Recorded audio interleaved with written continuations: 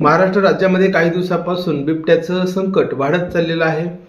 सुरुवातीला या बिबट्याने शेतकऱ्यांची जनावरं, शेळ्या, कुत्रे अशा प्रकारचे प्राणी मध्यरात्री येऊन खाऊन त्यांना फाडून टाकण्याचं काम करत असायचा। मात्र आता दिवसाढवळ्या सुद्धा शेतकऱ्यांची लहान लहान मुलं किंवा वयोवृद्ध व्यक्तींनाही बिबट्यांच्या हल्ल्याच्या कहराला सामोरे जावं लागत आहे आणि जनता त्रस्त झालेली आहे। शेतकऱ्यांवर आणि इतर सामान्य नागरिकांवर सुद्धा होत असलेले बिबट्यांचे हल्ले पाहून सरकार सुद्धा हे बिबट्यांचे हल्ले रोखण्यासाठी प्रयत्नशील असतानाच 1 कोटीच्या बकऱ्या म्हणजे जवळपास हजारो बकऱ्या जंगलामध्ये बिबट्याला खाण्यासाठी सोडण्यात याव्या अशा प्रकारचंही राजकारणी लोक चर्चा करताना दिसून आले।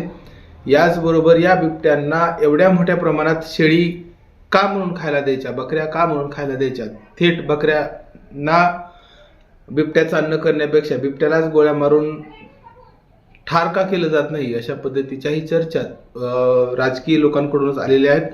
म्हणजे राजकीय लोक सुद्धा मतभेदामध्ये आहेत। अशातच सोशल मीडियावर सुद्धा खूप जणांनी म्हटलं की मग बिबट्याची थाळी चालू करा आणि जे हॉटेलवाले आहेत प्रसिद्ध महाराष्ट्रामध्ये, जसं की मग भाग्यश्री हॉटेल आहे, तिरंगा हॉटेल आहे, असे वेगवेगळे जे हॉटेल आहेत त्याच्यामध्ये बिबट्याची थाळी जर चालू केली तर मग बिबट्याचे हल्लेही कमी होतील आणि बिबट्याचंही सेवन लोकांना करता येतील, बिबट्याचीही चव चाखता येईल आणि बिबट्यांचे जे हल्ले आहेत तर ते थांबतील।